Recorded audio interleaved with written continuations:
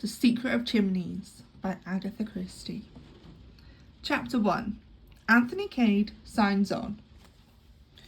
Gentleman Joe! Why, if it isn't old Jimmy McGrath.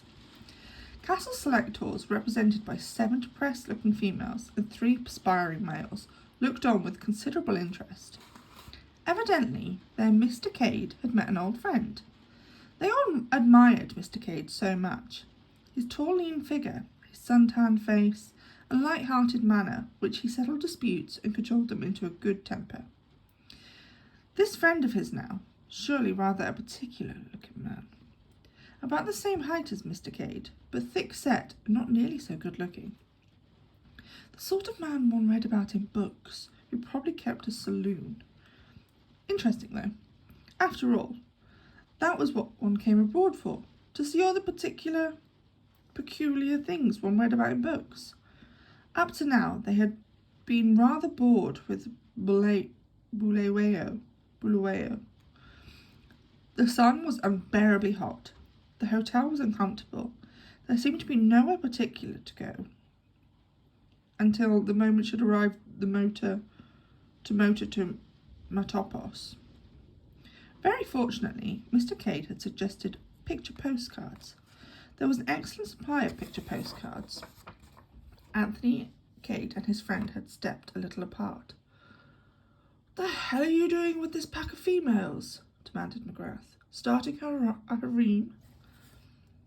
"Not with this little lot," grinned Anthony. "Have you taken a good look at them?" "I have that.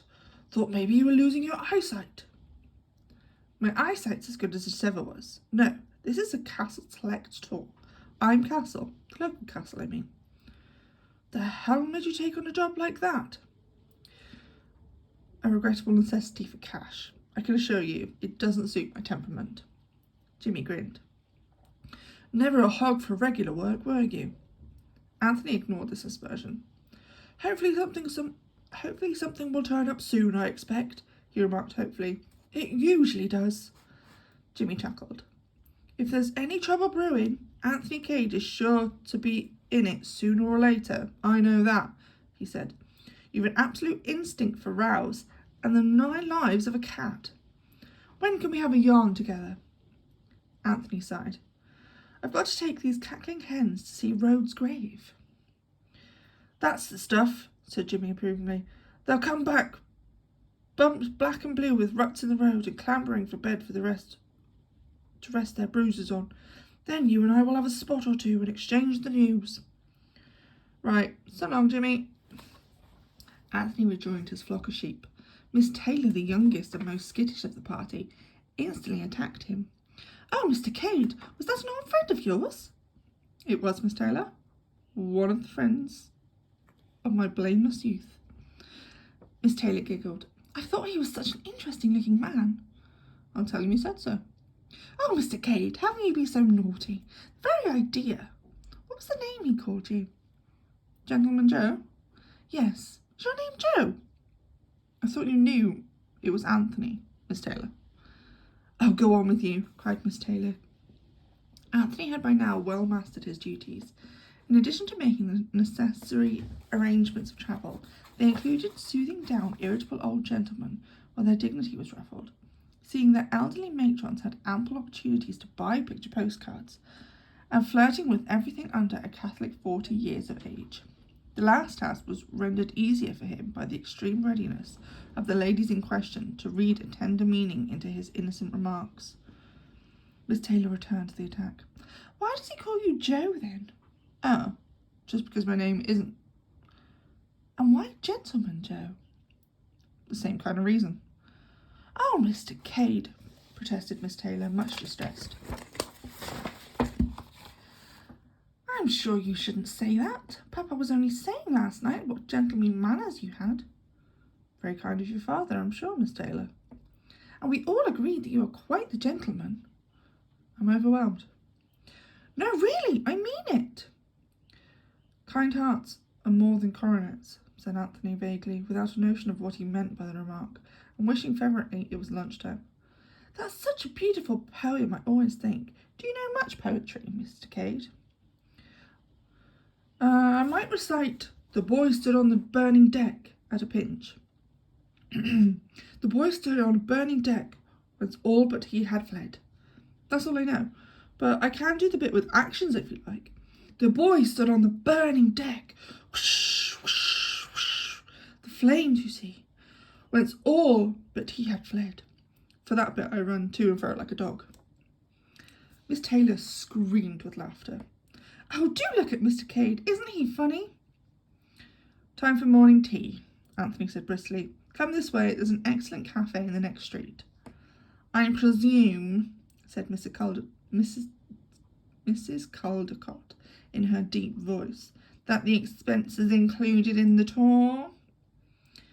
Morning tea, Miss Caldecott, said Anthony, assuming his professional manner, is an extra. Disgraceful. Life is full of trials, isn't it? Said Anthony cheerfully. Mrs. Caldecott's eyes gleamed, and she remarked with the air of one springing a mine. I suspected as much, and in anticipation, I poured off some tea into a jug at breakfast this morning. I can heap that up on the spirit lamp. Come further. Mr. and Mrs. Caldecott sailed off triumphantly to the hotel, a lady's back complacent with successful afterthought.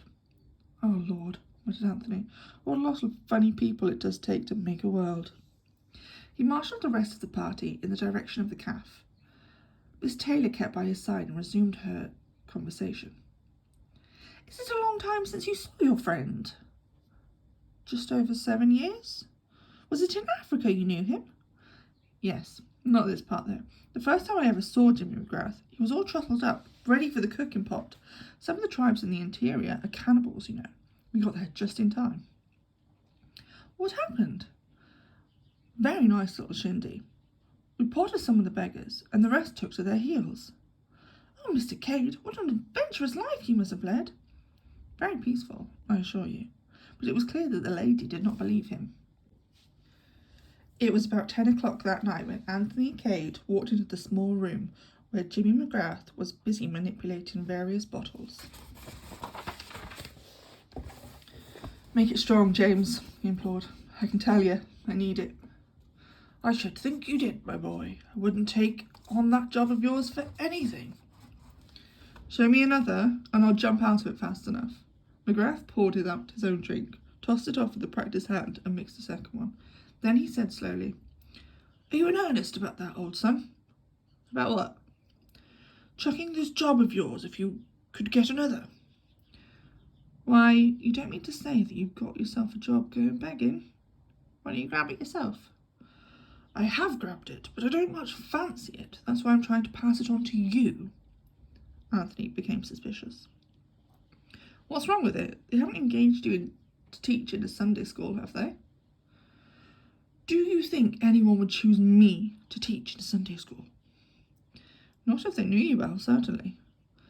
It's a perfectly good job. Nothing wrong with it whatsoever. Not in South America by any chance? I've rather got my eye on South America. There's a very tidy little revolution coming up in one of those little republics soon. McGrath grinned. You're always keen on revolutions.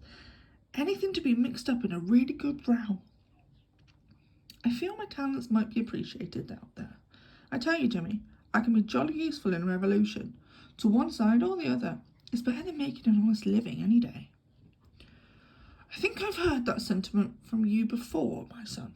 No, the job isn't in South America. It's in England. England? Return of heroes to his native land after many long years. They can't dun you for bills after 7 years, can they, Jimmy? I don't think so. Well, are you on for hearing more about it? Oh, I'm on, all right. The thing that worries me is why you're not taking it up yourself. I'll tell you, I'm after gold, Anthony, far up in the interior. Anthony whistled and looked at him. You've always been after gold, Jimmy, ever since I knew you. It's your weak spot, your own particular little hobby. You followed up more wildcat trials than anyone I know. And in the end, I'll strike it, you'll see. Well, everyone has his own hobby. Mine's rows, yours is gold. I'll tell you the whole story. I suppose you know all about Czechoslovakia. Anthony looked up sharply. Czechoslovakia, he said, with a curious ring in his voice. Yes, know anything about it? There was quite an appreciable pause before Anthony answered. Then he said slowly, only what everyone knows. It's one of the Balkan states, isn't it? Principal rivers unknown. Principal mountains also unknown, but fairly numerous. Capital Bucharest. Population chiefly brigands. Hobby, assassinating kings and having revolutions. Last king, Nicholas IV, assassinated about 7 years ago. Since then, it's been a republic, although a very likely spot. You might have mentioned before that Czechoslovakia came into it.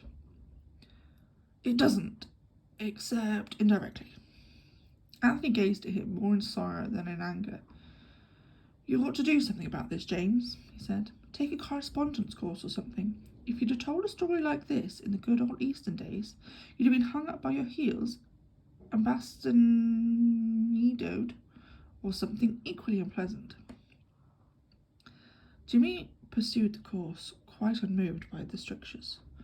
Ever heard of Count Stapletitch? Now you're talking, said Anthony. Many people who have ever heard of Czechoslovakia would brighten at the mention of Count Stapletitch, the grand old man of the Balkans, the greatest statesman of modern times, the biggest villain unhung. The point of view all depends on which newspaper you take in.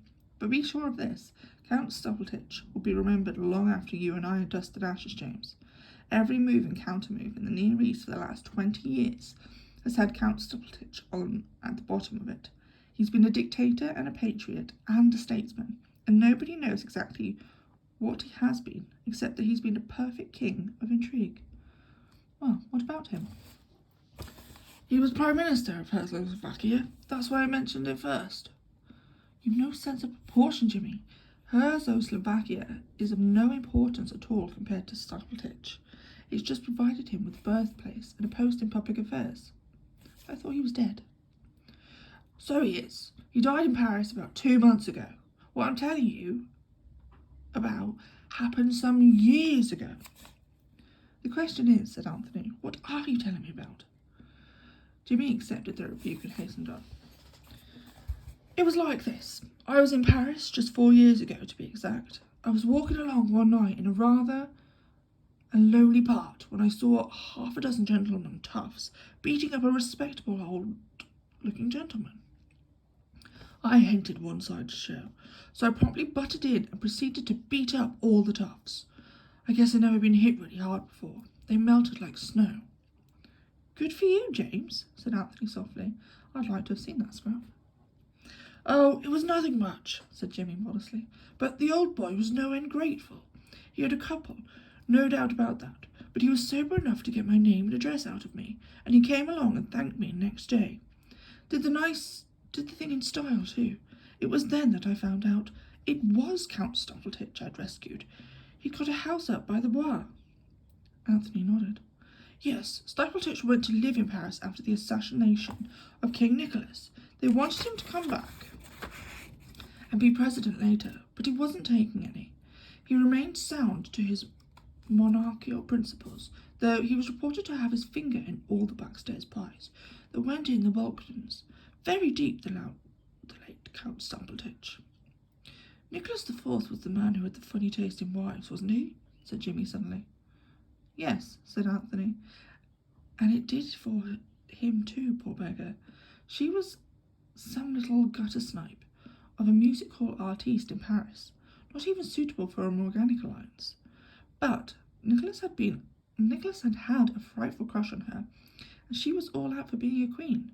Sounds fantastic, but they managed it somehow. Called her the Countess Popovsky or something, and pretended she had Romanov blood in her veins. Nicholas married her in the cathedral at Bucharest, with a couple of unwilling archbishops to do the job, and she was crowned as Queen Varaga. Nicholas squared his ministers, and I suppose he thought that was all that mattered, but he forgot to reckon with the populace. They were very aristocratic and reactionary in Czechoslovakia.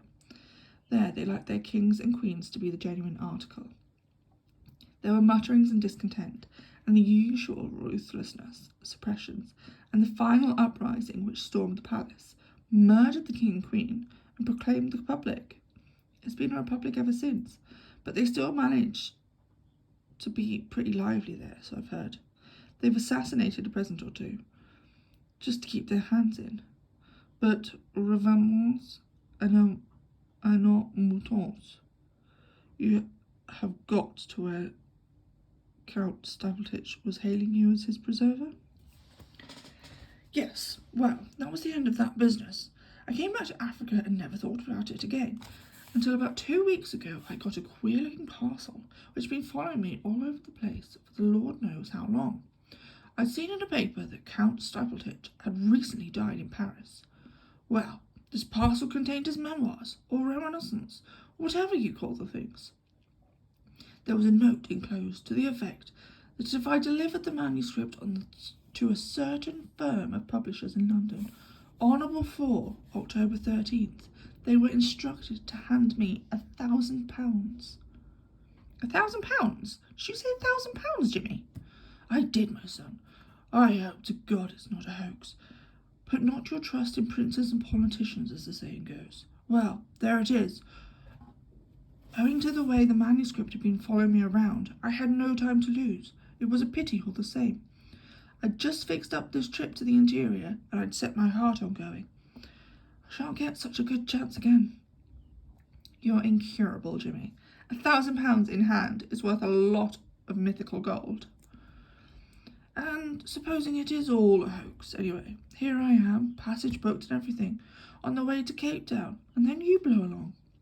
Anthony got up and lit a cigarette. I begin to perceive your drift, James. You go gold hunting as planned, and I collect £1,000 for you. How much do I get out of it? What do you say to a quarter? £250, free of income tax, as the saying goes. That's it. Done. And just to make you gnash your teeth, I'll tell you that I would have gone for 100. Let me tell you, James McGrath, you won't die in your bed counting up your bank balance. Anyway, this a deal? It's a deal, all right. I'm on. In confusion to cancel select tours. They drank the toast solemnly.